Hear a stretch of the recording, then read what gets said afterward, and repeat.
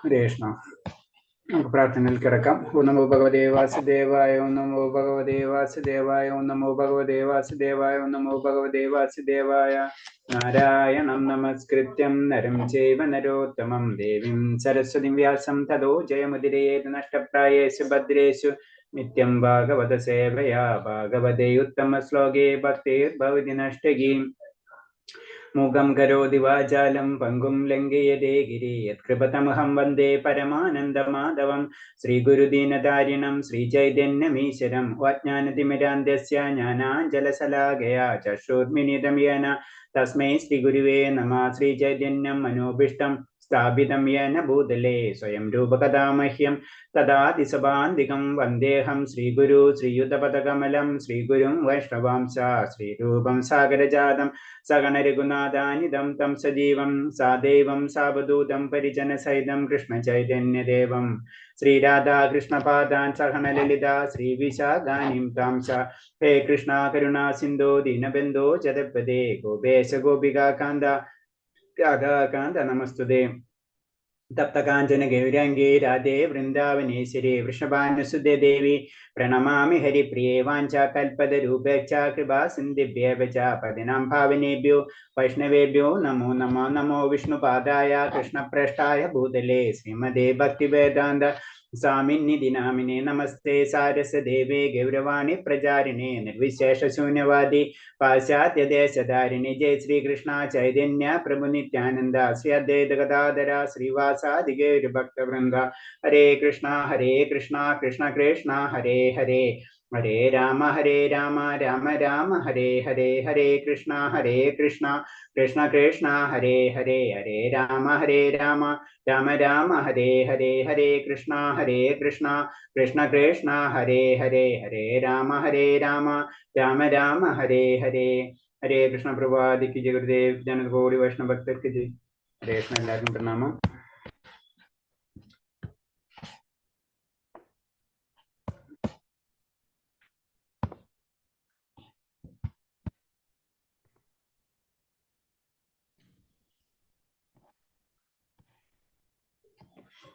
അപ്പൊ നമ്മൾ ഇന്നലെ ജസ്റ്റ് എന്താണെന്ന്, വേദങ്ങൾ എന്താണെന്നും ഉപനിഷത്തുകൾ എന്താണെന്നൊക്കെ ഒന്ന് ജസ്റ്റ് നമ്മൾ നോക്കി അല്ലെ.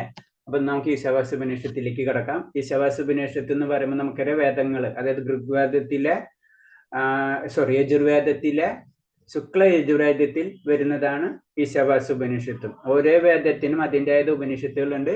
ഇത് യജുർവേദത്തിലെ ശുക്ല യജുർവേദത്തിൽ വരുന്നതാണ് ഈശാവാസ്യ ഉപനിഷത്ത്.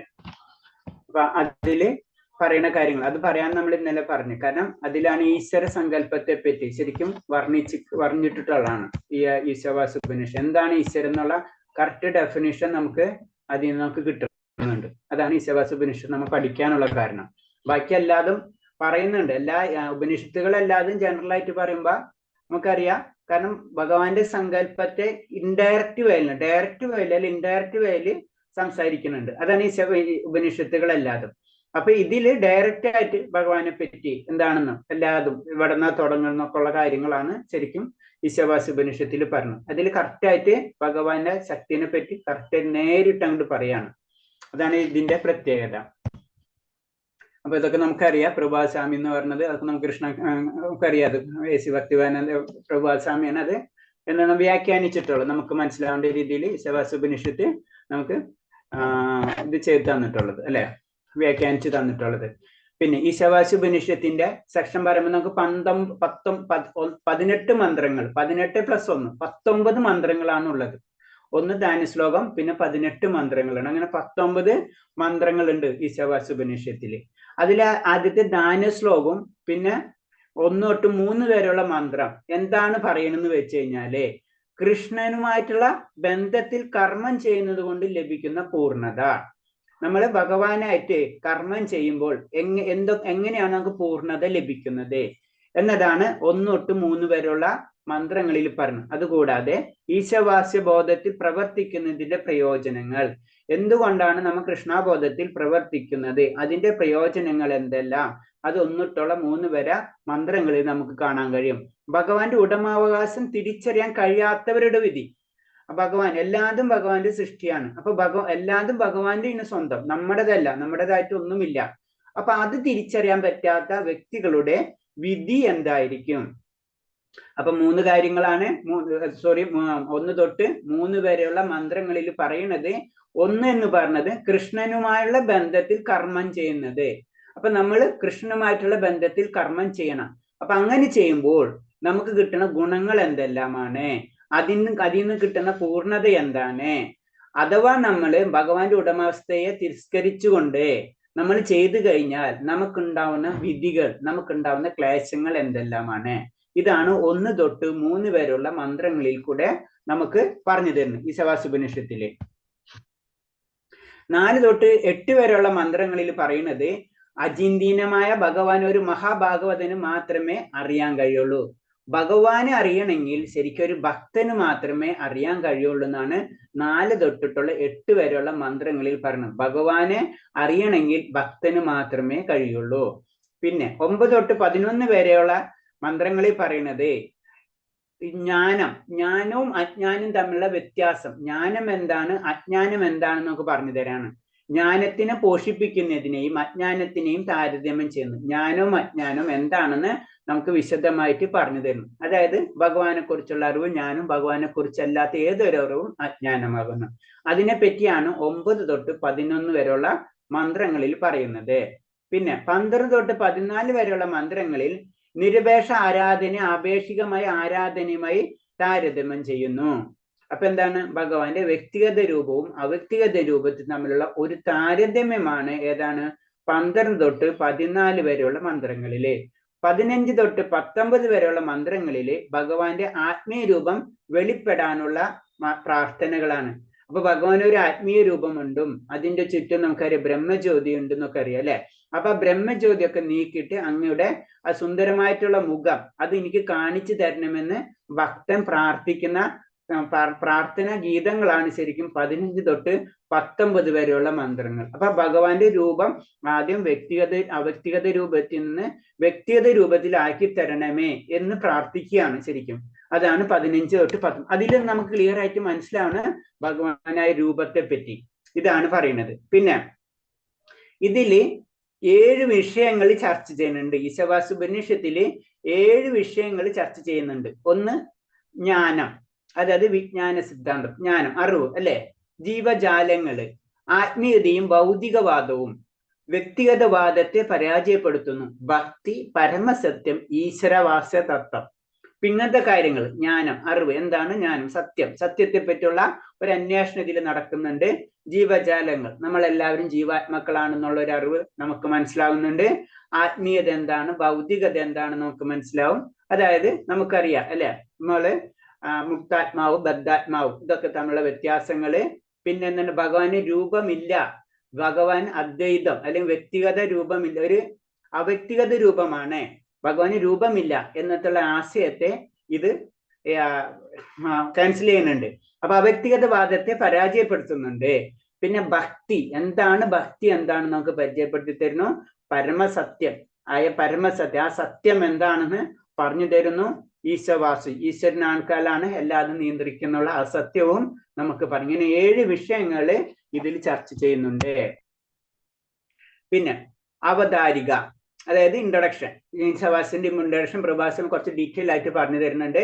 അതിൽ പറയണമെന്ന് വെച്ച് കഴിഞ്ഞാല് വേദത്തിന്റെ നിർവചനങ്ങളും വേദത്തിൽ നിന്ന് മാർഗനിർദ്ദേശകരും സ്വീകരിക്കേണ്ടതിന്റെ ആവശ്യകത ശ്രീല പ്രഭുപാദ സ്ഥാപിക്കുന്നു. വേദം എന്താണെന്ന് മനസ്സിലാക്കണം, വേദം തരുന്ന നിർദ്ദേശങ്ങൾ എന്താണെന്ന് നമ്മൾ മനസ്സിലാക്കണം.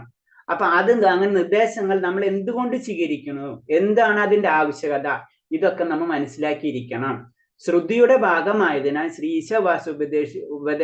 ഈശാവാസ്യോപനിഷത്ത് നേരിട്ട് വേദസാഹിത്യമാണ്. നമ്മൾ ഇന്നലെ പറഞ്ഞു ശ്രുതി അല്ലെ, അത് ശ്രുതി എന്ന് പറഞ്ഞാൽ ആചാര്യ പരമ്പരയിൽ കൂടെ വരുന്നതാണ്.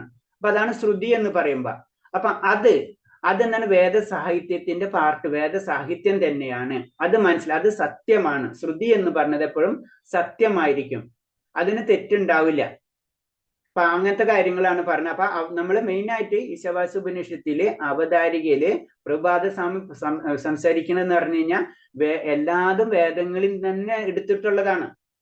വേദത്തിന്റെ അൾട്ടിമേറ്റ് പോയിന്റ് എന്ന് പറഞ്ഞത് ഭഗവാനാണ്. അതാണ് നമ്മൾ വേദത്തിന്റെ മാർഗദർശനങ്ങളൊക്കെ നമ്മൾ സ്വീകരിക്കണം എന്ന് പറഞ്ഞതിന്റെ കാരണം. അവതാരിക ശ്രുതിയെ മാതാവിനെ പോലെയാണ് ഗണിക്കുന്നത്. അമ്മയിൽ നിന്ന് നാം അളവറ്റ ജ്ഞാനം കൈവരിക്കുന്നു. ഉദാഹരണത്തിന്, നിങ്ങളുടെ അച്ഛൻ ആരാണെന്ന് അറിയണമെങ്കിൽ നിങ്ങൾ ആരെയാണ് ആശ്രയിക്കുക? നിങ്ങൾ നിങ്ങളുടെ അമ്മയെ. അതേപോലെ സ്വന്തം അനുവാദിതമായ വസ്തുത അറിയണമെങ്കിൽ പരീക്ഷണാടിസ്ഥാനത്തുള്ള, അപ്പൊ പറയണത് എന്തെന്ന് വെച്ചാൽ നമുക്ക് എന്താണ്, നമുക്ക് അറിവ് കിട്ടുന്നത് എവിടെ നിന്നാണ്? നമ്മൾ ചെറുപ്പത്തിൽ ജനിച്ച് വളർന്നു വരുമ്പോൾ നമുക്ക് അറിവ് കിട്ടുന്നത് എവിടെ നിന്നാണ്? നമ്മളെ അമ്മരകയിൽ നിന്നാണ്. അതാണ് ശ്രുതിയെ അല്ലെങ്കിൽ വേദത്തെ അമ്മയോട് ഉപമിച്ചിട്ടുള്ളത്. അപ്പൊ അങ്ങനെ വരുമ്പോ അച്ഛൻ ആരാണെന്ന് ആരോട് ചോദിക്കണം? അമ്മയോട് ചോദിക്കണം. അപ്പൊ അമ്മ പറഞ്ഞു കഴിഞ്ഞാൽ ഫൈനല്.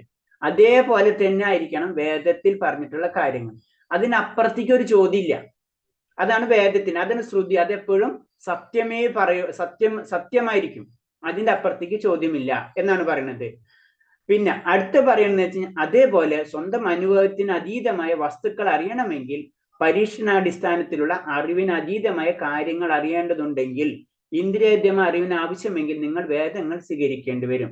എന്തുകൊണ്ടാണ് നമ്മൾ വേദങ്ങൾ പഠിക്കണം എന്ന് പറയുന്നതിന്റെ കാരണങ്ങള്, നമുക്ക് നമ്മുടെ നമുക്ക് എന്തൊരു കാര്യം പഠിക്കണമെങ്കിൽ നമ്മൾ അനുഭവത്തിൽ നിന്നാണ് പഠിക്കുക, അല്ലെ? അനുഭവത്തിന് അതീതമായിട്ടുള്ള പല കാര്യങ്ങളും ഈ ലോകത്തുണ്ട്.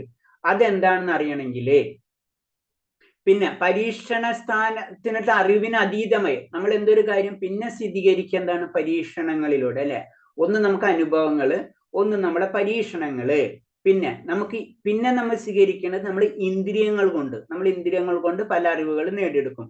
ഈ ഇന്ദ്രിയത്തിന് അതീതമായ അറിവ്, ഇതിന് മൂന്നിന്റെയും അപ്പുറമായിട്ടുള്ള അറിവ് നിങ്ങൾക്ക് വേണമെങ്കിൽ നിങ്ങൾ വേദങ്ങളെ സ്വീകരിക്കണം.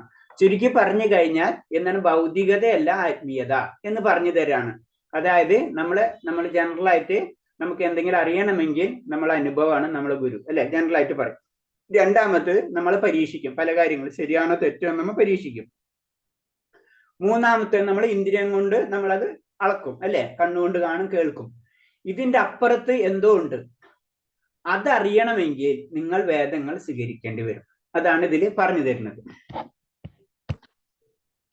വേദാനുശാസനങ്ങൾ 1669 ഒക്ടോബർ 6 പ്രഭാസ്വാമി എഴുതിയിട്ടുള്ള പല കോട്ടിങ്ങൾ ഇതിൽ വരുന്നുണ്ട്. വേദത്തിന്റെ നിർവചനങ്ങളും വേദങ്ങളിൽ നിന്ന് മാർഗദർശനം സ്വീകരിക്കേണ്ട ആവശ്യകത ശ്രീല പ്രഭുപാദ് സ്ഥാപിക്കുന്നു. എന്തുകൊണ്ടാണ് വേദങ്ങളിൽ പറഞ്ഞിട്ടുള്ള കാര്യങ്ങൾ നമ്മൾ സ്വീകരിക്കണം, ചെയ്യണം എന്ന് പറയുന്നത്? അത് പ്രഭുപാദസ്വാമി പറഞ്ഞു തരാണ്. വേദം എന്നാൽ അറിവ്, ജനറൽ എന്ന് പറഞ്ഞാൽ വേദം എന്ന അറിവെന്ന് പറയുമ്പോൾ ആത്മീയമായിട്ടുള്ള അറിവെന്ന് നമുക്ക് കൂട്ടാം. വേദോപദേശങ്ങൾ യഥാർത്ഥ അറിവാണ്. ബദ്ധാവസ്ഥയിൽ നമ്മുടെ അറിവിന് ന്യൂനതകൾ ഉണ്ടാകാൻ ഇടയുണ്ട്. നമ്മൾ ഭൗതിക ലോകത്തില് നമ്മൾ ഈ പരീക്ഷണ നിരീക്ഷണങ്ങളിൽ കൂടി ഒരിക്കലും കറക്റ്റ് ആയിട്ടുള്ള അറിവ് നമുക്ക് കണ്ടെത്താൻ കഴിയില്ല. അതാണ് അതിന് ന്യൂനതകൾ ഉണ്ട് എന്ന് പറഞ്ഞത്. ഭൗതിക അസ്തിത്വത്തിൽ നിന്ന് ആത്മീയ ബോധത്തെ നമുക്ക് മെഷർ ചെയ്യാൻ കഴിയില്ല. കാരണം ഇവിടുത്തെ ഇന്ദ്രിയങ്ങള് ഭൗതിക ഇന്ദ്രിയങ്ങളാണ്, ആത്മീയ ഇന്ദ്രിയങ്ങളല്ല. ആത്മീയ ഇന്ദ്രിയങ്ങൾ കൊണ്ടോ മാത്രമേ ഭഗവാനെ അല്ലെങ്കിൽ ആത്മീയ ജ്ഞാനം നേടാൻ കഴിയുള്ളൂ. അത് വേദത്തിൽ പറഞ്ഞിട്ടുണ്ട്. അതാണ് നമ്മൾ മനസ്സിലാക്കേണ്ടത്. ശ്രുതിയുടെ ഭാഗമായതിന് ഈശവാസുപനിഷത്ത് നേരിട്ട് വേദസാഹിത്യമാണ്. ശ്രുതി അതെന്ന് പറഞ്ഞു കഴിഞ്ഞാൽ നമ്മൾ ഇന്നലെ പറഞ്ഞു 2 പാർട്ടായിട്ട് തിരിച്ചിട്ടുണ്ട്. തത്വജ്ഞാനം എന്ന് വേണമെങ്കിൽ പറയാം. ഭഗവാനെ ഇൻഡയറക്റ്റ് ആയിട്ട് പറയുന്ന കാര്യങ്ങളാണ് ഏതിൽ ശ്രുതിയിൽ വരുന്നത്. അത് സത്യം തന്നെയാണ്. അപ്പൊ ആ സത്യം എന്താണെന്ന് മനസ്സിലാക്കണമെങ്കിൽ നമ്മ വേദത്തെ തന്നെ ഉൾക്കൊള്ളേണ്ടി വരും. അതാണ് വേദത്തിന്റെ പാർട്ടായ ഈശാവാസുപനിഷത്ത് നമ്മൾ പഠിക്കുന്നത് തന്നെ. പിന്നെ വേദങ്ങളുടെ 3 വിഭാഗങ്ങൾ, പ്രസ്ഥാനത്രയ. ശ്രുതി പ്രസ്ഥാനം എന്താണ് കേട്ടത്? യഥാർത്ഥ വേദം, വേദവ്യാസൻ, 4 വിഭാഗങ്ങളായിട്ട്. അപ്പൊ എന്ന് പറയുന്നത് വെച്ച് കഴിഞ്ഞാൽ ശ്രുതി എന്ന് പറഞ്ഞു കഴിഞ്ഞാൽ നമ്മൾ കേട്ടതിനെ പറ്റി പറയുന്നതാണ് അല്ലെ? കേൾവിയാണ് ശ്രുതി എന്ന് പറയുന്നത്. പിന്നെ നമുക്കറിയാവുന്നതുപോലെ വേദങ്ങളെ 4ആയി തിരിച്ചിട്ടുണ്ട്, 4 വിഭാഗങ്ങളായി തിരിച്ചിട്ടുണ്ട്. ഋഗ്വേദം, യജുർവേദം, സാമവേദം, അതുപോലെ തന്നെ അഥർവേദം തിരിച്ചിട്ടുണ്ട്. സ്മൃതി പ്രസ്ഥാനം ഋഷിമാർ സ്മരിക്കുന്നത്, അപ്പൊ നമ്മൾ ഇന്നലെ പറഞ്ഞു ശ്രുതി സ്മൃതി എന്ന് പറഞ്ഞിട്ടുണ്ട്. ശ്രുതി എന്ന് പറയുന്നത് കേൾവി, അതെന്ന് പറഞ്ഞതിന് വേദങ്ങൾ വരുന്നു. സ്മൃതി എന്ന് പറയുമ്പോൾ എന്താണ്? പുരാണങ്ങൾ. അതായത് 18 പുരാണങ്ങളുണ്ട്. നമ്മൾ ഇന്നലെ പറഞ്ഞു 18 പുരാണങ്ങൾ, 18 ഉപപുരാണങ്ങളൊക്കെ എന്താണ്? സ്മൃതിയിലാണ് വരുന്നത്. ശ്രുതിയിൽ വരുന്ന സെക്ഷനാണ് ഏത്? വേദങ്ങൾ വരുന്നു. ഉപനിഷത്തുകൾ, വേദങ്ങളൊക്കെ ഏതിൽ വരുന്ന ശ്രുതിയിൽ വരുന്നതാണ്. പിന്നെ വരുന്നതാണ് ഇതിഹാസങ്ങൾ. ഇതിഹാസങ്ങളും ഏതിൽ വരുന്നതാണ്? അത് സ്മൃതിയിൽ വരുന്നതാണ്. അതാണ് മഹാഭാരതം, രാമായണം. നമുക്കറിയാം മഹാഭാരതത്തിന്റെ ഒരു സെക്ഷൻ മാത്രമേ ഉള്ളൂ അത് ഭഗവത്ഗീത അല്ലെ. പിന്നെ നമ്മൾ ഇന്നലെ പറഞ്ഞു സ്മൃതികളിൽ തന്നെ, ഈ സ്മൃതിയിൽ തന്നെ വരുന്നതാണ് മനുസ്മൃതി, നമ്മുടെ വേദാംഗങ്ങള്. അത് വേദാംഗങ്ങളല്ല, അപ്പുറത്ത് വരുന്നത് ഷഡ്ദർശനങ്ങള്, അതുപോലെ സ്മൃതികൾ. ഇതൊക്കെ ഇതെല്ലാം സ്മൃതിയിൽ തന്നെ വരുന്നതാണ്. പിന്നെ ന്യായപ്രസ്ഥാനം, വേദാന്ത സൂത്രം, അതും ഇതിൽ വരുന്നതാണ്, ഇതിൽ വരുന്നതാണ്, ശ്രുതിയിൽ വരുന്നതാണ്. അതായത് ശ്രുതി എന്ന് പറഞ്ഞു കഴിഞ്ഞാൽ അതിൽ മാറ്റങ്ങളൊന്നും ഉണ്ടാവില്ല. സ്മൃതി എന്ന് പറയുമ്പോൾ നമുക്ക് കാര്യങ്ങൾ മനസ്സിലാവേണ്ട രീതിയിൽ നമുക്ക് പറഞ്ഞു തരുന്നത്. അതാണ് ഇത് തമ്മിലുള്ള വ്യത്യാസം. പിന്നെ വേദങ്ങൾ മുതൽ ഭാഗവതം വരെ നമുക്കറിയാം വേദങ്ങളും ഭാഗവതം തമ്മിലുള്ള വ്യത്യാസം നമുക്കിപ്പോ മനസ്സിലായിട്ടുണ്ട് അല്ലെ. ശാസ്ത്രങ്ങളിലൂടെ മുന്നേറുന്നു. എന്നാൽ വേദങ്ങൾ പഠിക്കുമ്പോൾ നമുക്കായ ജ്ഞാനം കിട്ടണം അല്ലെ. അപ്പൊ അതിലൂടെ നമ്മൾ മുന്നേറുന്നു. കർമ്മകാന്ഡം, വേദങ്ങൾ ആചാരങ്ങൾ ശേഖരമാകുന്നു. കാരണം എന്താണ്? കർമ്മകാന്ഡം. അപ്പൊ എന്താണ്? വേദങ്ങൾ പഠിക്കുമ്പോൾ ആ വേദത്തിൽ തന്നെ നമ്മൾ മൂന്നായിട്ട് തിരിച്ചിട്ടുണ്ട് ജനറൽ ആയിട്ട് പറയുമ്പോൾ. ഒന്നെന്ന് പറയുന്നത് ജ്ഞാനകാന്ഡം, ഉപാസനകാന്ഡം, കർമ്മകാന്ഡം. അപ്പൊ അങ്ങനെ 3 സെക്ഷൻ അതിൽ തന്നെ കാണാൻ പറ്റും, വേദങ്ങളിൽ കാണാൻ പറ്റും. അതിൽ കർമ്മകാന്ഡം സെക്ഷനാണ് ശരിക്കും എന്താണ്, നമ്മള് ഭൗതികമായിട്ടുള്ള ആഗ്രഹങ്ങൾക്ക് വേണ്ടി നമ്മൾ പല അനുഷ്ഠാനങ്ങളൊക്കെ ചെയ്യുന്നത്. അപ്പൊ അതെന്താണ്? അത് വേദത്തിൽ പറഞ്ഞിട്ടുള്ളത് തന്നെയാണത്.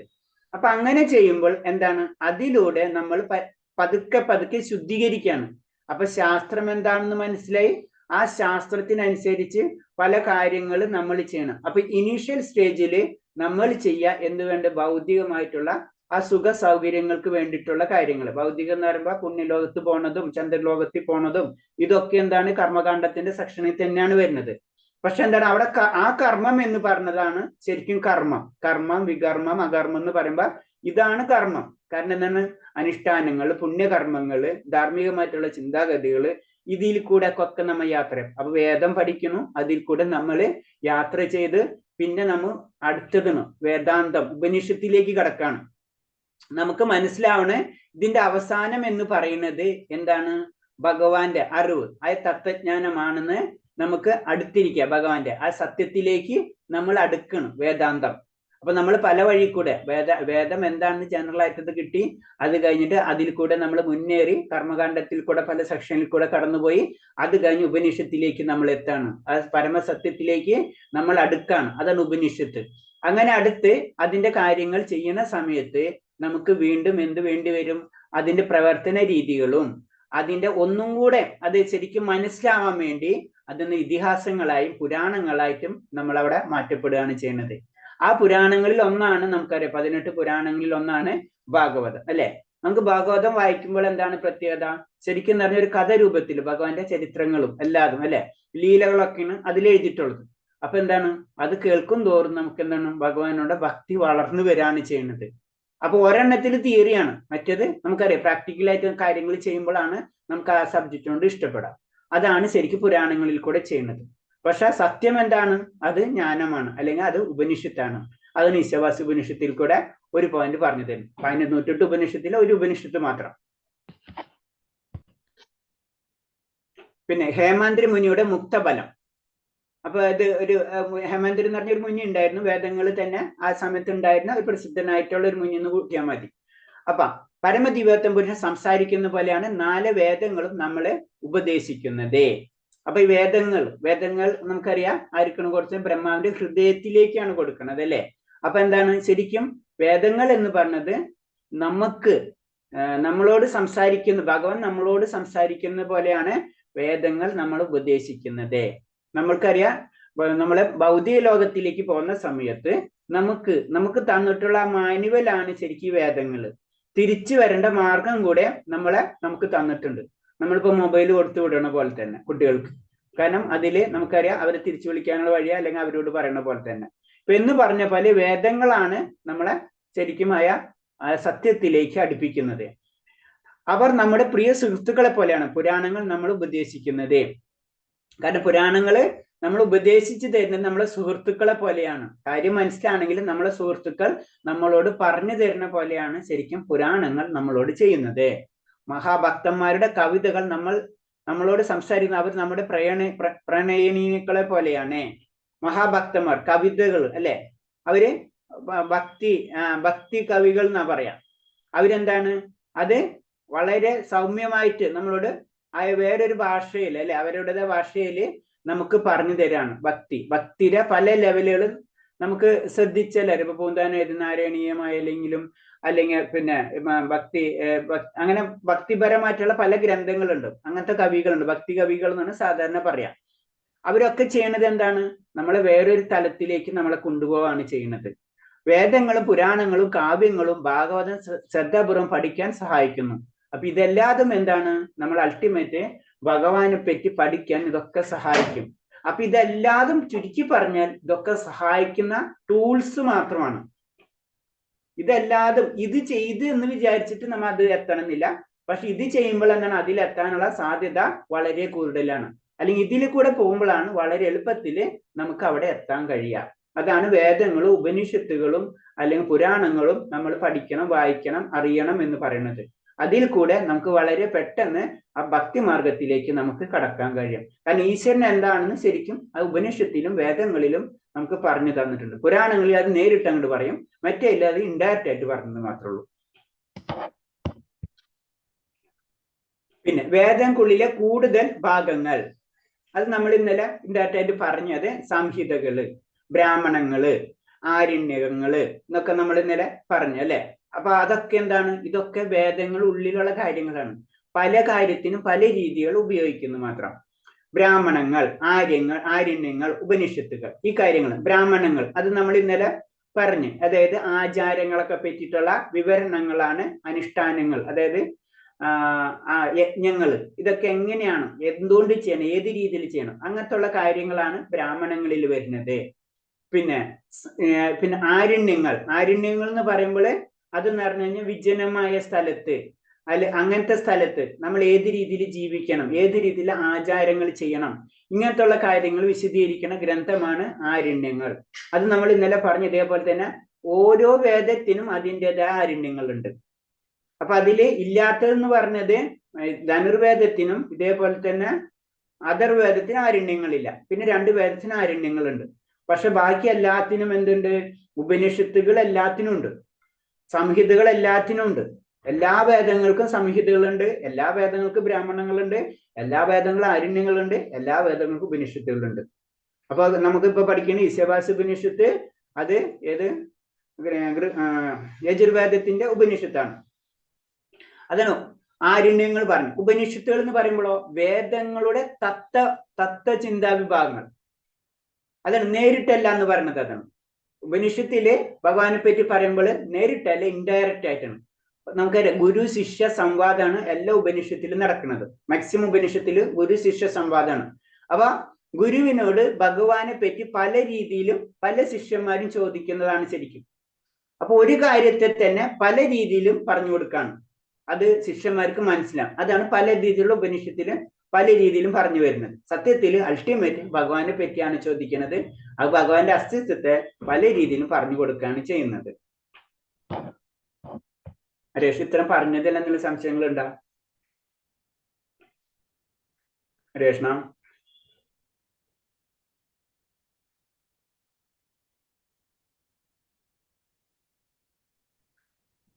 ക്ലിയർ ആവുന്നുണ്ടോ? ഇത് കുറച്ച് ഇമ്പോർട്ടന്റ് ആയിട്ടുള്ളതാണ്, ഞാൻ കുറച്ചിങ്ങനെ ഡീറ്റെയിൽ ആയിട്ട് പറഞ്ഞു പോണത്. ഇന്നലെ പറഞ്ഞു തന്നോണ്ട് കുറെ കൂടി മനസ്സിലായി. അതാണ് ഞാൻ അതൊന്നുകൂടി റിപ്പീറ്റ് ചെയ്യാന്ന് വിചാരിച്ചത്. ഞാൻ എന്തെങ്കിലും വിട്ടുപോകണമെങ്കിൽ ചോദിച്ചാൽ മതി എന്നോട് രേഷ്ണ. ജനറൽ ഒരു ലേഔട്ട് നമുക്ക് കിട്ടണമല്ലോ, അതിനു വേണ്ടിയാണ്. ഓക്കെ. ഇനി ജീവഗോസ്വാമി നമുക്കറിയാം അല്ലെ, നമ്മളെ ആചാര്യ പരമ്പരയിൽ വരുന്ന പ്രസിദ്ധനായിട്ടുള്ള ഒരു ആചാര്യനാണ്. നമ്മളെ 6 ഗോസ്വാമികളിലെ ഒരു ഗോസ്വാമിയാണ് ജീവഗോസ്വാമി. അതായത് സനാതന ഗോസ്വാമിയുടെയും അതായത് രൂപഗോസ്വാമിയുടെയും സഹോദര പുത്രനാണ് ശരിക്കും ജീവഗോസ്വാമി എന്ന് പറയുന്നത്. അപ്പൊ ജീവഗോസ്വാമി അനവധി ഗ്രന്ഥങ്ങൾ, ആത്മീയമായിട്ടുള്ള പല ഗ്രന്ഥങ്ങൾ രചിച്ചിട്ടുണ്ട്. ശരിക്കും എന്ന് പറയുന്നത് ഉപദേശാമൃതം ഉപദേശാമൃതം ഉണ്ട്. അടുത്തത് നമുക്ക് ഉപദേശാമൃതം ശരിക്കും രൂപഗോസ്വാമി ജീവഗോസ്വാമിക്ക് കൊടുക്കുന്ന ഉപദേശമാണ് ശരിക്കും. ഒരു അതായത് ജീവഗോസ്വാമി പല വിദ്വാന്മാരെ തോൽപ്പിക്കുന്നതൊക്കെ ആയിട്ട് വരുന്നുണ്ട്. അങ്ങനെ തോൽപ്പിക്കുന്നതല്ല ഭക്തി എന്ന് ഇൻഡയറക്റ്റ് ആയിട്ട് പറഞ്ഞു കൊടുക്കാണ് രൂപഗോസ്വാമി. അതാണ് ജീവഗോസ്വാമിക്ക്. അപ്പൊ ജീവഗോസ്വാമിയുടെ തത്വസന്ദർഭം വേദങ്ങൾ, അപ്പൊ അദ്ദേഹം വളരെ രീതിയിൽ പല കാര്യങ്ങളും പറഞ്ഞിട്ടുണ്ട്, ഗ്രന്ഥങ്ങൾ രചിച്ചിട്ടുണ്ട്. നമ്മൾ ആചാര്യ പരമ്പരയിലെ ഒരു ഗുരു തന്നെയാണ് നമ്മളെ സനാതന ഗോസ്വാമി. രൂപഗോസ്വാമി കഴിഞ്ഞ് വരുമ്പോ നമുക്ക് നോക്കിയാൽ അറിയാം ജീവഗോസ്വാമി വരുന്നതാണ്. അപ്പൊ ജീവഗോസ്വാമി പറയുന്നത് വേദങ്ങൾ എല്ലാ സാഹിത്യങ്ങളിലും ഏറ്റവും മികച്ചതാണ്. അപ്പൊ വേദങ്ങൾ എന്ന് പറയുന്നത് നമ്മളെ ആത്മീയമായിട്ടുള്ള പല ശാസ്ത്രങ്ങളുണ്ട്, അതിൽ വെച്ച് ഏറ്റവും മികച്ചതാണ്. അവ സ്വർണം പോലെയാണ്, സ്വർണത്തിനെ പോലെ തന്നെയാണ്. പൂർത്തിയാകാതെ സ്വർണവളകൾ ടിൻ ചേർക്കുന്നത് കൊണ്ട് ശരിയെ പൂർത്തിയാൻ കഴിയുന്നത് പോലെ മറ്റൊരു സാഹിത്യനും അവ വിശദീകരിക്കാൻ കഴിയില്ല.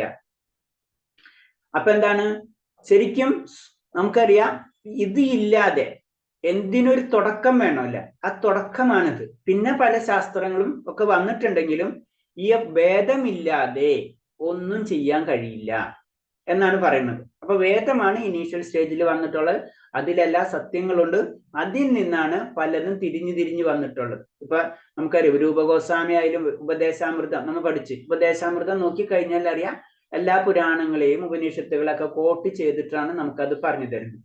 അതാണ് പറഞ്ഞത് വേദത്തിൽ നിന്നാണ് എല്ലാതും വന്നിട്ടുള്ളതെന്ന് പറഞ്ഞത്. എല്ലാ ജ്ഞാനവും വേദത്തിൽ നിന്ന് തന്നെയാണ് വന്നിട്ടുള്ളത്. അതാണ് സ്വർണവളകൾ ടിന്ന് ചേർക്കുന്നത് കൊണ്ട് ശരിയെ പൂർത്തിയാക്കാൻ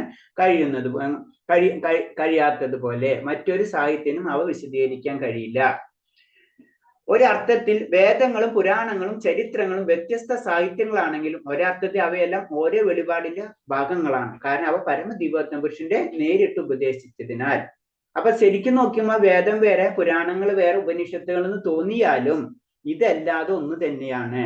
അത് എല്ലാതും ഒരേ വെളിപാടാണ്, ഒന്നിൽ നിന്നാണ് ഇതെല്ലാതും വന്നിട്ടുള്ളത് എന്നാ പറയുന്നത്. കാണുമ്പോ നമുക്ക് നോക്കുമ്പോ എല്ലാതും വ്യത്യസ്തമാണ്, പക്ഷെ സത്യത്തിൽ എല്ലാതും ഒന്ന് തന്നെയാണ്. ഉപനിഷത്ത് എന്നാൽ ആത്മീയ ഗുരുവിന്റെ അടുത്തിരിക്കുക എന്നാണ്. നമ്മള് ആ സത്യത്തിലേക്ക് അടുത്തിരിക്കുക, അതാണ് ഉപനിഷത്ത് എന്ന് പറയുന്നത്. ഉപനിഷത്തിന്റെ ഭാഷ നിഗൂഢമാണ്, അതിനെ പലതരത്തിൽ വ്യാഖ്യാനിക്കാം. അതിനാൽ നമുക്കൊരു യഥാർത്ഥ ഗുരുവിന്റെ മാർഗനിർദ്ദേശം ആവശ്യമാണ്. അതിന് പറഞ്ഞു ഉപനിഷത്ത് ഡയറക്റ്റ് അല്ല ഭഗവാന് പറഞ്ഞു, ഇൻഡയറക്റ്റ് ആയിട്ടാണ് പറയുന്നത്. അപ്പൊ അതിന്റെ വ്യാഖ്യാനങ്ങൾ പല രീതിയിൽ വ്യാഖ്യാനിക്കും. അപ്പൊ ഉപനിഷത്തിലെ പല മന്ത്രങ്ങളും പല രീതിയിൽ വ്യാഖ്യാനിക്കപ്പെടാം.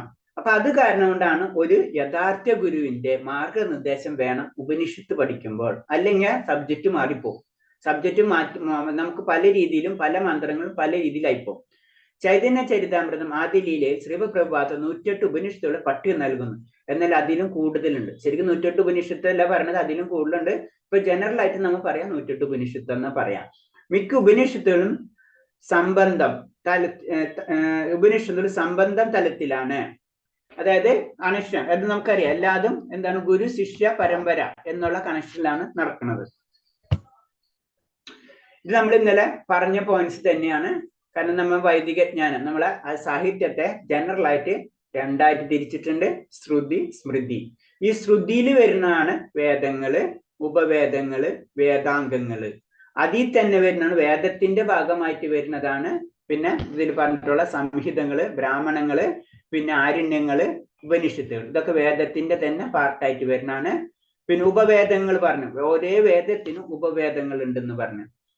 പിന്നെ അതേ ഉപവേദങ്ങളിൽ തന്നെ ഇപ്പൊ ഗൃഹത്തിന്റെ ഉപവേദം ഉണ്ട്. ഗൃഹത്തിന്റെ ഉത്തരവാദ ഇതെന്ന് ധർമ്മശാസ്ത്രം അല്ലെ, ധർമ്മശാസ്ത്രം എന്ന് തോന്നുന്നു. പിന്നെ അടുത്തത് യജുർവേദത്തിന്റെ, പിന്നെ അടുത്തത് സാമവേദം. അത് സാമവേദത്തിന്റെ ഉപവേദമാണ്. ഇന്നലെ ഏതാ പറഞ്ഞത്? സാമവേദത്തിന്റെ ഉപവേദം ഗാന്ധർവവേദം അല്ലെ, ഗാന്ധർവവേദം. പിന്നെ അടുത്തത് ആയുർവേദം. ആയുർവേദം എന്ന് പറയുമ്പോ അത് ആയുർവേദം അഥർവേദത്തിന് ഉപവേദമാണ് ആയുർവേദം, അങ്ങനെയാണ്. പിന്നെ വേദങ്ങൾ പറഞ്ഞു, വേദാംഗങ്ങൾ പറഞ്ഞു. വേദാംഗങ്ങൾ എന്ന് പറയുമ്പോൾ 6 അംഗങ്ങൾ ഉണ്ടെന്ന് പറയാം. അതും ഏതാ? ശ്രുതിയിൽ തന്നെ വരുന്നതാണ്. അപ്പൊ ശ്രുതിയിൽ ജനറൽ ആയിട്ട് പറയുമ്പോ വേദങ്ങള്, ഉപവേദങ്ങള്, വേദാംഗങ്ങള്. ഈ വേദങ്ങൾ അണ്ടറിലാണ് സംഹിതങ്ങള്, ബ്രാഹ്മണങ്ങള്, പിന്നെ എന്താണ് ആരണ്യങ്ങള്, ഉപനിഷത്തുകളൊക്കെ വരുന്നത്. വേദത്തിന്റെ അണ്ടറിൽ വരുന്നതാണ് എന്താണ് കൽപ്പങ്ങള്, ശിക്ഷ, ഉച്ചാരണം, വ്യാകരണം, നിരുക്തം, ഛന്ദസ്സുകൾ, ജ്യോതിഷം, ഇതൊക്കെ എന്താണ് വേദാംഗങ്ങൾ അണ്ടറിൽ വരുന്നതാണ്. പിന്നെ അടുത്ത സെക്ഷനിൽ വരുമ്പോഴാണ് സ്മൃതി വരുന്നത്. സ്മൃതിയിൽ വരുന്നതാണ് എന്താണ് പുരാണങ്ങള്, ഇതിഹാസങ്ങള്, ദർശനങ്ങള്, ഇതൊക്കെ. അപ്പൊ പുരാണങ്ങളിൽ വരുമ്പോ 18 പുരാണം, 18 ഉപപുരാണം വരും. ഇതിഹാസങ്ങളിൽ നിന്ന് വരുമ്പോൾ മെയിനായിട്ട് മഹാഭാരതം, രാമായണം വരും. 6 ദർശനങ്ങളിൽ വരുമ്പോൾ നമ്മൾ ഇന്നലെ പറഞ്ഞത് പൂർവമീമാംസ, ഉത്തരമീമാംസ, പതഞ്ജലിയുടെ യോഗ, ഇതൊക്കെ ഏതിലാ വരുന്നത്? അത് ദർശനങ്ങളിലാണ് വരുന്നത്. അങ്ങനെ പിന്നെയും അതിൽ കുറച്ച് കാര്യങ്ങൾ വീണ്ടും വരുന്ന തന്ത്രങ്ങൾ, ആചാരമായ സൂത്രങ്ങൾ, ഇതൊക്കെ എന്താണ് സ്മൃതിയിൽ. അതായത് ശരിക്കും പറഞ്ഞു കഴിഞ്ഞാൽ ഈ ശ്രുതിയെ കുറച്ചും കൂടെ ഡീറ്റെയിൽ ആയിട്ട് നമുക്ക് പറഞ്ഞു തരുന്നതാണ് ശ്രുതി. അപ്പൊ അതിൽ കുറെ ഗ്രന്ഥങ്ങൾ ഉണ്ടാവാം. പക്ഷെ ശ്രുതിയിലുള്ള ഗ്രന്ഥങ്ങൾ പെർമനന്റ് ആണ്, അതിൽ വലിയ ചേഞ്ചസ് വരില്ല. ശ്രുതിയിൽ പിന്നെ കൂടുതൽ വ്യത്യാസങ്ങൾ വന്നുകൊണ്ടിരിക്കും. അതിന് 18 പുരാണങ്ങളും 18 ഉപപുരാണങ്ങളും മഹാഭാരതവും രാമായണവും ഒക്കെ അതിൽ വരുന്നു. അത്ര വിപുലമായിട്ട് ഒരേ കാര്യത്തിനെ പറ്റി വിശദീകരിച്ചിരിക്കണം. ദർശനങ്ങളായാലും അതിൽ വരുന്നു. അതുപോലെ തന്നെ സ്മൃതികള്, അത് സ്മൃതികളൊക്കെ, അത് മനുസ്മൃതി എന്നൊക്കെ പറഞ്ഞതൊക്കെ അതിൽ വരുന്നു. എത്ര 18 സ്മൃതികളുണ്ട്. ഇതെല്ലാതും സ്മൃതിയുടെ ഗ്രൂപ്പത്തിൽ വരും. അപ്പൊ ശരിക്കും ആ ശ്രുതിനെ ഡീറ്റെയിൽ ആയിട്ട് വർണ്ണിക്കാനാണ് സ്മൃതി എന്ന് പറഞ്ഞത്. അതിൽ കുറെ പുരാണങ്ങളും പിന്നെ പല പല ഗ്രന്ഥങ്ങളും കുറെ ദർശനങ്ങളും ഇതൊക്കെ അതിൽ വരും. ഇതാണ് ജനറൽ ആയിട്ട് നമ്മൾ വൈദിക വിജ്ഞാനത്തെ പറ്റി പറയുന്നത്. നമ്മൾ ഗ്രൂപ്പിൽ ഇട്ടിട്ടുണ്ടായിരുന്നു, ഡീറ്റെയിൽ ആയിട്ട് നോക്കണമെങ്കിൽ അതിലും ക്ലിയർ ആയിട്ട് മനസ്സിലാവും. പിന്നെ ഒരു ആത്മീയ ഗുരുവിന്റെ യോഗ്യതകൾ മുണ്ടോപനിഷത്തിൽ പറയാണ്. മുണ്ടോപനിഷത്തിൽ പറയുന്നത് നമ്മൾ പറഞ്ഞല്ലോ, ഓരോ ഉപനിഷത്തിനും ഓരോ വേദത്തിനും ഉപനിഷത്തിലാണ് മുണ്ടോപനിഷത്തിൽ പറയാണ്. മുണ്ടോപനിഷത്തിൽ അത് നമുക്കറിയാം, ഇപ്പൊ നമ്മൾ പഠിച്ചു കഴിഞ്ഞിട്ടുള്ളതാണ്. അത് മെയിൻ ആയിട്ട് ഒരു ആത്മീയ ഗുരുവിന് വേണ്ടതെന്ന് പറഞ്ഞു കഴിഞ്ഞാൽ ഒന്നാമത്തെ ഫസ്റ്റ് യോഗ്യത എന്താണ് ആത്മീയ ഗുരുവിന് വേണ്ടത്?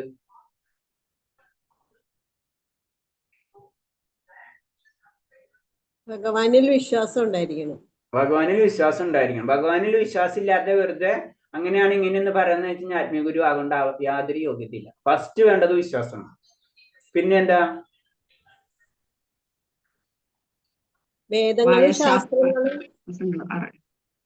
വേദങ്ങളിലും ശാസ്ത്രങ്ങളിലും നിപുണനായിരിക്കണം അല്ലേ? പിന്നെ അതനുസരിച്ച് മറ്റുള്ളവർക്ക് പറഞ്ഞു കൊടുക്കാൻ അറിയണം. പറഞ്ഞു കൊടുക്കണം. പിന്നെ മെയിനായിട്ട് വേറെ ഒരു പോയിന്റും കൂടി ഉണ്ട്. ഒരു ആചാര്യ പരമ്പരയിൽ നിന്നുള്ള ആയിരിക്കണം അല്ലേ എപ്പോഴും, അല്ലെ? ഇങ്ങനെ 3 കാര്യങ്ങളാണ് ഒരു ആത്മീയ ഗുരുവിന് വേണ്ടതെന്ന് പറയുന്നത്. ശരിക്കും ആ വേദങ്ങളിൽ നല്ല അറിവുണ്ടായിരിക്കണം, ഭഗവാനിൽ അടിയുറച്ച വിശ്വാസം ഉണ്ടായിരിക്കണം, പിന്നെ ഒരു ആചാര്യ പരമ്പരയിൽ ഉള്ള വ്യക്തിയായിരിക്കണം. പിന്നെ ഈശാവാസ ഉപനിഷത്ത് പറയുമ്പോൾ നമ്മൾ പറഞ്ഞു കൃഷ്ണ ശുക്ല യജുർവേദത്തിന്റെ ഭാഗമായിട്ടാണ് വരുന്നത് ഈശാവാസ ഉപനിഷത്ത്. അതിൽ തന്നെ പലതരം ഉപനിഷത്തുകളുണ്ട്. 108 ഉപനിഷത്തിൽ അതിൽ പറഞ്ഞ 10 പ്രധാന ഉപനിഷത്തുകളിൽ ഒന്നാണ് ഈശാവാസ ഉപനിഷത്ത്. 108 ഉപനിഷത്തിലെ 10 ഉപനിഷത്ത് എടുത്തു കഴിഞ്ഞാൽ അതിലൊന്നാണ് ഈശാവാസൻ. അത്രയും ഇമ്പോർട്ടന്റ് ഈശാവാസ ഉപനിഷത്തിനുണ്ടെന്ന് പറഞ്ഞത്. ഇത് സ്വഭാവ വിശകലനപരവും തത്വചിന്താപരവുമാണ്.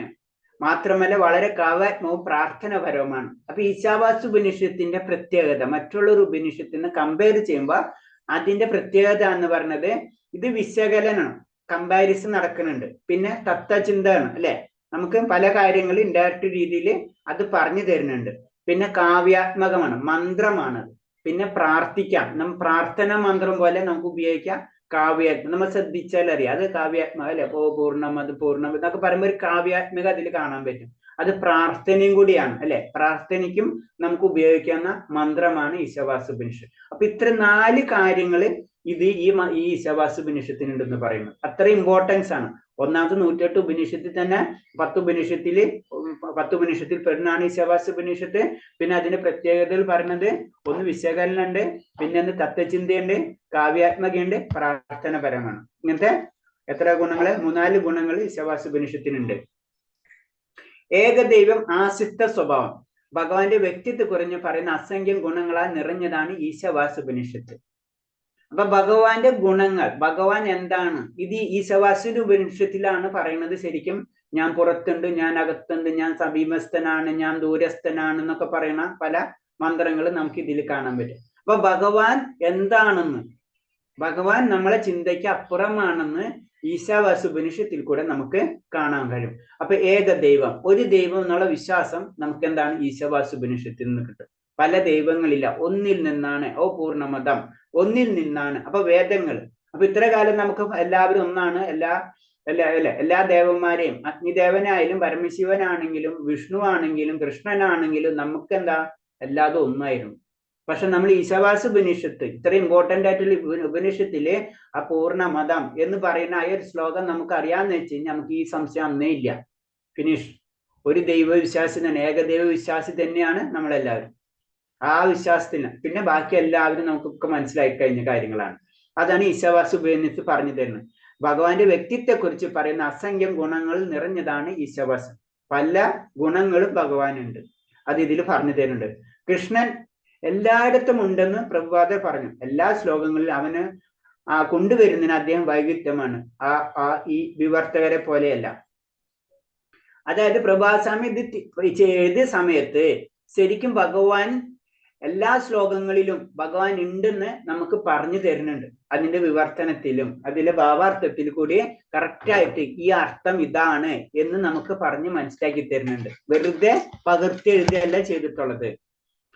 ഭഗവാന്റെ പരസ്പര വിരുദ്ധമായിട്ടുള്ള ഗുണങ്ങൾ, അങ്ങനെ ഭഗവാന്റെ ഗുണങ്ങളെ പറ്റി ഈശാവാസ്യ ഉപനിഷത്തിൽ പറയുന്നുണ്ട് അല്ലെ. അപ്പൊ അതില് നമുക്ക് ചിന്തിക്കുന്നതല്ല അചിന്ത്യൻ എന്ന വാക്കിന് അർത്ഥവർത്ഥമായിട്ടുള്ള കാര്യങ്ങൾ ഈ മന്ത്രങ്ങളിൽ കാണാം നമുക്ക്. അതിൽ ചില മന്ത്രങ്ങളിൽ പറയുന്നുണ്ട് ഭഗവാൻ ചലിക്കുന്നു, ചലിക്കാതിരിക്കുകയും ചെയ്യുന്നു. നമുക്ക് ചിന്തിക്കാനേ കഴിയില്ല, ഒരു വസ്തു ചലിക്കുന്നു, ആ വസ്തു ചലിക്കാതിരിക്കുന്നു. നമ്മളെ സ്ഥിതിയിൽ ഒന്നിനും വസ്തു ചലിക്കും അല്ലെങ്കിൽ ചലിക്കാതിരിക്കും അല്ലേ. പക്ഷെ ഭഗവാൻ ഇത് രണ്ടും ഓരോ സമയത്ത് ചെയ്യാൻ പറ്റും.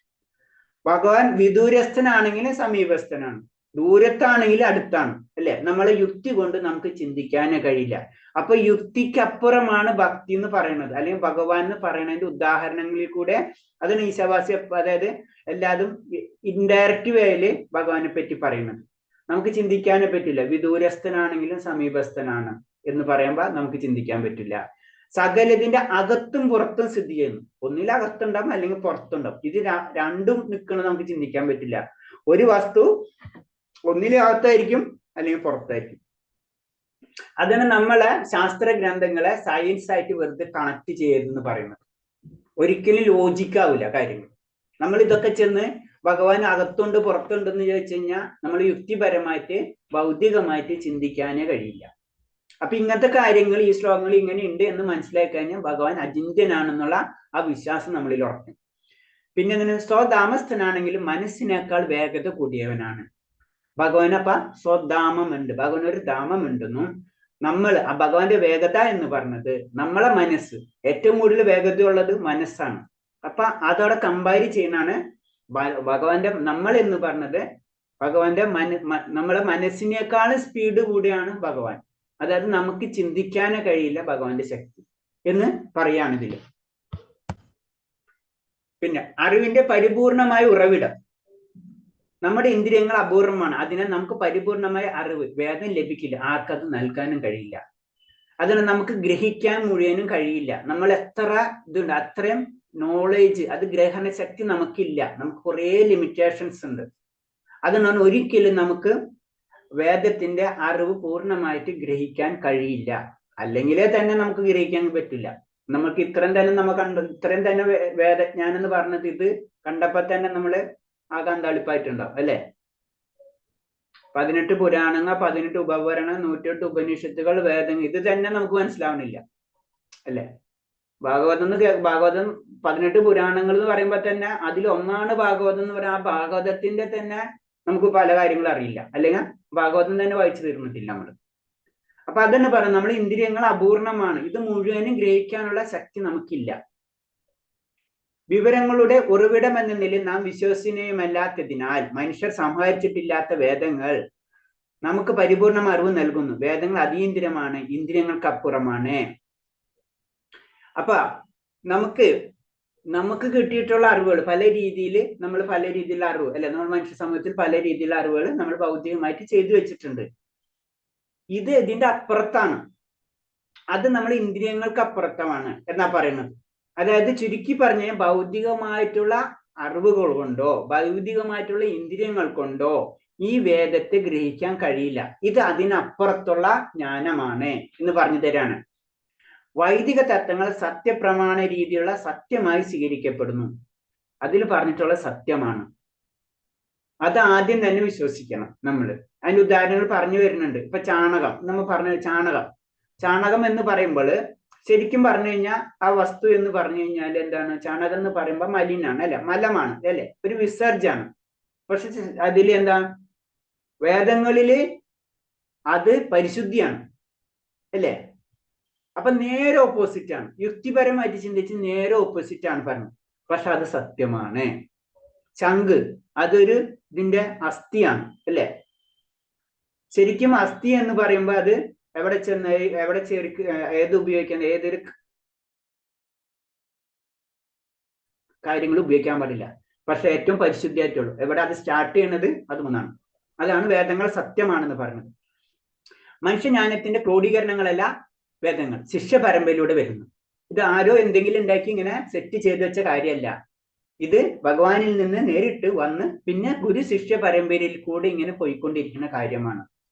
ഇത് ഏതോ ഒരു മനുഷ്യൻ കുറച്ച് വിവരങ്ങൾ പറയില്ലേ, ഐൻസ്റ്റീനെ പോലെയോ അല്ലെങ്കിൽ നമ്മളെ വല്ല സാഹിത്യകാരനെ പോലെയോ എന്തോ സാഹിത്യം എഴുതി പിടിപ്പിച്ച് അതിൽ കുറച്ച് കട്ട് ആൻഡ് പേസ്റ്റ് ചെയ്തതല്ല ഈ വേദങ്ങൾ. ഇത് ഭഗവാനിൽ നിന്ന് വന്നിട്ടുള്ള ഗുരു ശിഷ്യ പരമ്പരയിൽ കൂടി ഇതിങ്ങനെ പോയിക്കൊണ്ടിരിക്കുകയാണ്. പ്രധാന സാമ്യങ്ങൾ അതിനിപ്പോ പറഞ്ഞത് ചാണകവും ശംഖും വേദങ്ങൾ അമ്മയെ പോലെയാണ്. അപ്പൊ പറഞ്ഞത് വേദങ്ങൾ എന്ന് പറഞ്ഞാൽ സത്യമാണ്. ഇപ്പൊ അമ്മ പറയണ പോലെ തന്നെ, അതിന്റെ അപ്പുറത്തേക്ക് ഇല്ല. അച്ഛൻ ആരെന്ന് വെച്ചാൽ അമ്മ പറഞ്ഞ അത് അമ്മ പറഞ്ഞാൽ സത്യമാണ്, പിന്നെ അതിന് ചോദ്യമില്ല. അതേപോലെയാണ് വേദങ്ങൾ. ചാണകവും ശംഖും. ചാണകം പരിശുദ്ധമാണ്, പക്ഷെ യുക്തിപരമായിട്ട് പരിശുദ്ധമല്ല. ശംഖ് പരിശുദ്ധമല്ല, യുക്തിപരം. പക്ഷെ എന്താണ്? അത് പരിശുദ്ധം. അത് വേദം പറഞ്ഞത് സത്യമാണ്. അതിന്റെ കാര്യകാരണങ്ങളൊക്കെ അന്വേഷിച്ച് ചിലപ്പോൾ കണ്ടുപിടിക്കായിരിക്കും നാളെ സയൻസ് പോയിട്ട്. അപ്പോഴേക്കും നമ്മളെ വണ്ടിയൊക്കെ പോയിട്ടുണ്ടാവും. അതാണ് പറഞ്ഞത്. അപ്പൊ ആദ്യം ആ വേദത്തെ നമ്മൾ സത്യമായിട്ട് സ്വീകരിക്കുക. പിന്നെ നമ്മൾ സാധാരണ രീതിയിൽ നമ്മൾ ജനറൽ ആയിട്ട് ഭൗതികമായിട്ട് നമ്മൾ എന്തൊരു കാര്യം അറിയുന്നതിന് വേണ്ടി 3 രീതിയിലാണ് അവലംബിക്കുക. ഒന്ന് പ്രത്യക്ഷം, ഒന്ന് അനുമാനം, പിന്നെ ഒന്ന് ശബ്ദം. നമ്മ കാണുന്നത് നേരിട്ട് ഒരു കാര്യത്തെ കണ്ടു. ഇപ്പൊ എക്സാമ്പിള് സൂര്യനുണ്ട്, നമ്മൾ സൂര്യനെ കണ്ടു, സൂര്യനുണ്ട്, നമുക്ക് മനസ്സിലായി. നമ്മ ഒരു പ്രകാശം, ഒരു ലൈറ്റ് കാണും. അപ്പൊ നമ്മള് ആ ലൈറ്റിന്റെ കാരണം നമ്മൾ അനുമാനിക്കുകയാണ്, അത് സൂര്യനിൽ നിന്നായിരിക്കും. അപ്പൊ അവിടെ അനുമാനായി. പിന്നെ ശബ്ദപ്രമാണം. നമ്മള് ശബ്ദപ്രമാണം എന്ന് പറയുമ്പോൾ ഒരു വസ്തുവിനെ പറ്റി ഒരു വ്യക്തി ആധികാരികമായിട്ട് പറഞ്ഞു കഴിഞ്ഞാൽ അത് പ്രമാണമായി മാറി. അതാണ് ശബ്ദം. അതാണ് അവിടെ ശ്രുതികൾ വരും. ഉദാഹരണം പറഞ്ഞു കഴിഞ്ഞാല് ഇപ്പൊ ഒരു ഇതിൽ തന്നെ പറഞ്ഞിട്ടുള്ള ഉദാഹരണം തന്നെയാണ് റേഡിയോ സ്റ്റേഷനിൽ കൂടെ. പ്രഭാസ്വാമി തന്നെ പറഞ്ഞിട്ടുള്ള ഉദാഹരണമാണ്. റേഡിയോയിൽ കൂടെ വരുന്നത് ഒരു അധികാരി സ്രോതസ്സാണ്. അപ്പൊ റേഡിയോയിൽ കൂടെ ഒരാൾ എന്തോ ഒരു കാര്യം പറഞ്ഞു, അത് നമുക്ക് കേൾക്കണം, അത് സത്യമാണ്, അതിനെ പിന്നെ മാറ്റാൻ പറ്റില്ല അല്ലെ? എന്നത് പറഞ്ഞ പോലെയാണ് ശബ്ദപ്രമാണം അല്ലെങ്കിൽ ശ്രുതി എന്ന് പറഞ്ഞത്. അത് സത്യമാണ്, നമ്മ കേട്ടു, അത് സത്യമാണ്, അതിന്റെ അപ്പുറത്തേക്കില്ല. അങ്ങനെ 3 തരം നമുക്ക് എന്താണ് കാര്യങ്ങൾ ഗ്രഹിക്കാൻ കഴിയും എന്നാ പറയുന്നത്. പിന്നെ ഇത് തന്നെ 2 പ്രക്രിയ, ഇത് തന്നെ മൂലത്തെ കാര്യം തന്നെ ഒന്നും കൂടെ ഒന്ന് പറഞ്ഞിരിക്കുകയാണ്. നിഗമനം, അനുമാനം. നിഗമനം എന്ന് പറയുമ്പോൾ എന്താണ്?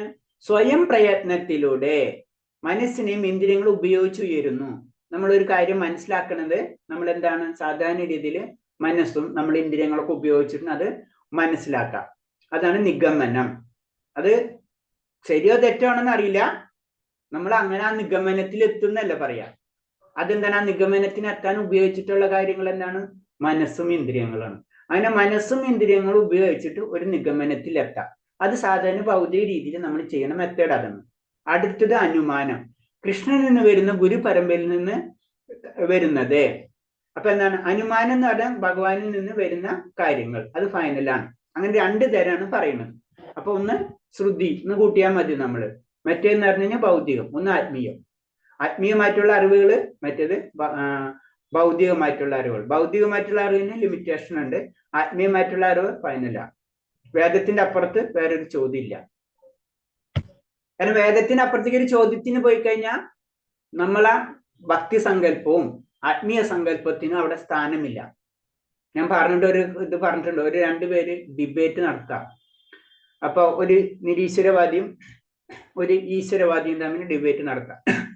ഡിബേറ്റ് നടക്കുന്ന സമയത്ത് ഈശ്വരവാദി ഓട്ടോമാറ്റിക്കായിട്ട് പല കാര്യങ്ങളും പല ഗ്രന്ഥങ്ങളെയും കോട്ട് ചെയ്ത് പറയും, അല്ലെ? അപ്പൊ ഇന്ന വേദങ്ങളിൽ ഇന്നതുണ്ട്, ഇന്ന വേദങ്ങളിൽ ഉണ്ട്. അപ്പൊ നിരീശ്വരവാദി പറയും, ഇല്ല ആ വേദത്തിൽ അങ്ങനെയില്ല ഇങ്ങനെയില്ല എന്ന്. അപ്പൊ പറയില്ല, ഇന്ന വേദത്തിൽ ഇന്ന ചാപ്റ്ററിൽ ഇന്ന പോലെ എഴുതിയിട്ടുണ്ടെന്ന് ആ ഈശ്വരവാദി ഇങ്ങനെ പറഞ്ഞ് സമർപ്പിക്കും. ലാസ്റ്റ് നിരീശ്വരവാദി പറയും അത് തന്നെ ശരിയല്ല എന്ന് പറയും. അപ്പൊ പിന്നെ അവിടെ ആ ഡിബേറ്റിന് തന്നെ മീനിങ് ഇല്ല. എന്തിനാണ് അവിടെ ആ സബ്ജക്റ്റ് മാറിപ്പോയി. അപ്പൊ അത് പറഞ്ഞ വേദത്തെ അത് ഫൈനലായിട്ട് അംഗീകരിക്കാത്തടത്തോളം കാലം പിന്നെ ഇത് ഈ സബ്ജക്റ്റേ ഇല്ല, ഭക്തി എന്നുള്ള സബ്ജക്റ്റേ ഇല്ല. അപ്പൊ ഭഗവാനാണ് കംപ്ലീറ്റ്. അവിടെ നിന്നാണ് നമ്മൾ തുടങ്ങുന്നത്. അതാണ് ഇതിൽ പറഞ്ഞത്, അത് ശ്രുതിയാണ്.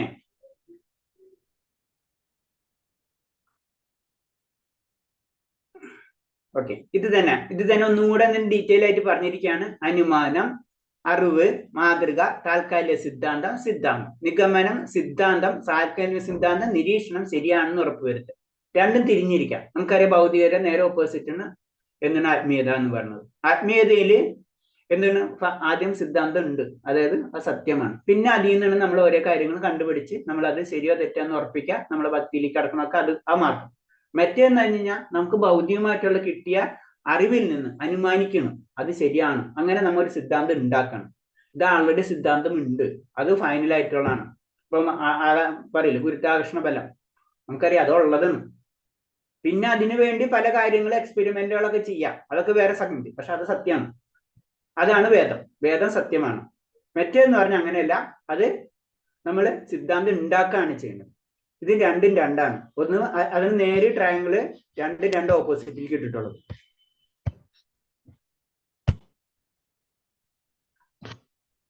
നമുക്ക് ഇത്രയും പറഞ്ഞതിൽ എന്തെങ്കിലും സംശയങ്ങളുണ്ടോ? 26 വരെ ആയിട്ടുണ്ട്.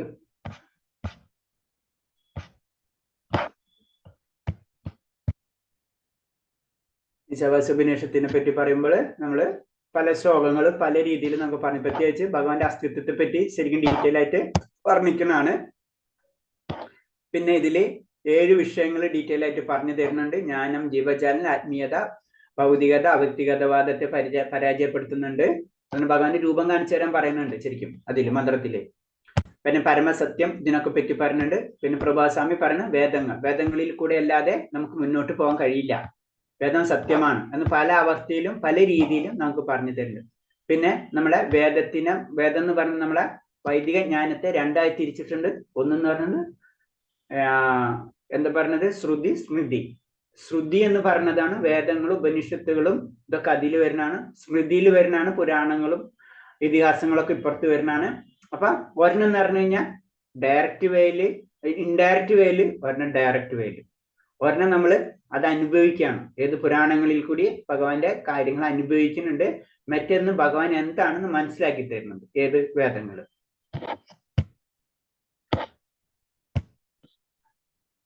പിന്നെ വേദങ്ങളെ തന്നെ പറഞ്ഞിട്ടുള്ളതാണ്. സംഹിതകളുണ്ട്, ബ്രാഹ്മണങ്ങളുണ്ട്, ആരണ്യങ്ങളുണ്ട്, ഉപനിഷത്തുകളുണ്ട് എന്ന് പറയുന്നുണ്ട്. പിന്നെ ജീവഗോസ്വാമിയും പറയുന്നത് അത് തന്നെയാണ്. കാരണം വേദങ്ങളിൽ നിന്നാണ് എല്ലാം വന്നത്, എല്ലാതും വേദത്തിനോട് ബന്ധപ്പെട്ടാണ്. അപ്പൊ വേദമില്ല എന്നർത്ഥം ഇല്ല, ഒന്നുമില്ല, ഇതാണ് പറഞ്ഞത്. ഉപനിഷത്ത് എന്ന് പറയുമ്പോൾ ആത്മീയ ഗുരുവിന്റെ എടുത്തിരിക്കുക, അല്ലെങ്കിൽ സത്യത്തെ അറിയുക, സത്യത്തിനോട് അടുക്കുക എന്നൊക്കെയാണ് അതിന്റെ അർത്ഥം വരുന്നത്. കാരണം ഉപനിഷത്തിന്റെ ഭാഷ നമുക്ക് മനസ്സിലാവില്ല. അതാണ് ഒരു യഥാർത്ഥ ഗുരുവിന്റെ ഉപദേശം നമുക്ക് വേണം, അല്ലാതെ നമുക്ക് മനസ്സിലാവില്ല. ഇതായ സ്ലൈഡാണ്. പിന്നെ ഈ ഒരു ഗുരുവിന്റെ വിശേഷണങ്ങൾ എന്താണെന്ന് ഉപനിഷത്തിൽ പറഞ്ഞു തരുന്നുണ്ട്.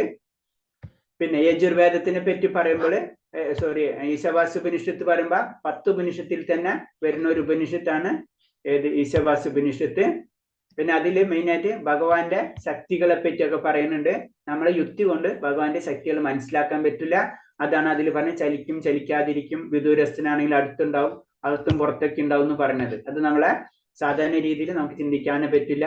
പിന്നെ നമ്മളെ സാധാരണ നമുക്കുണ്ടാവുന്ന ന്യൂനതകൾ അത് നമുക്കറിയാം, നമ്മളത് ഭഗവതിയിലും പഠിച്ചിട്ടുണ്ട്. അത് തെറ്റുപറ്റും, മായയ്ക്ക് വംശോധനാകുന്നു, ചതിക്കാനുള്ള പ്രവണത, അപൂർണമായ ഇന്ദ്രിയങ്ങള്, ഇതൊക്കെ നമുക്ക് വരുന്നതാണ്. പിന്നെ അതിന് വേദം സത്യമാണെന്ന് തെളിയിക്കുന്ന 2 സാമ്യങ്ങൾ എടുത്ത് പറയുന്നത് ചാണകവും ശംഖും. വേദങ്ങൾ നമ്മളെപ്പോഴും അമ്മയെ പോലെ ആയിരിക്കണം. അമ്മയെ വിശ്വസിക്കാതെ നമുക്ക് ഒന്നും രക്ഷയില്ല എന്ന് പറഞ്ഞാൽ വേദത്തെ നമ്മള് വിശ്വാസം ഉണ്ടായിരിക്കണം എന്ന് പറയണം. പിന്നെ സാധാരണ രീതിയിൽ തെളിവ് നേടാനുള്ള 3 മാർഗങ്ങളാണ് പറയുന്നത്. പ്രത്യക്ഷ, അനുമാനം എന്നുള്ള കാര്യങ്ങൾ പറഞ്ഞു വരുന്നുണ്ട്. ഇത്തരം വെച്ച് നമുക്ക് നിർത്താം. ഹരേഷ്ണ, വേറെ എന്തെങ്കിലും സംശയം ഉണ്ടെങ്കിൽ ചോദിക്കാം.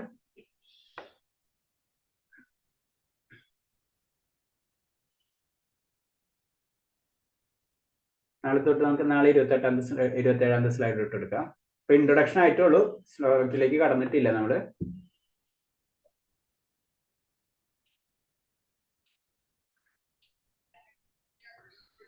ഓക്കെ, അപ്പൊ നിർത്തിക്കോട്ടെ. ഞാനപ്പ വേറെ ഒന്നുമില്ലെങ്കിൽ നാളെ കാണാപ്പ.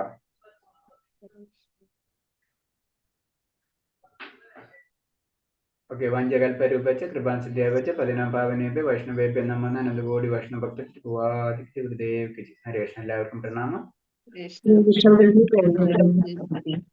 എന്റെ മാതാജി വല്ലതും പറഞ്ഞ ഇല്ല? Haresh. Okay, thank you Mataji. Haresh.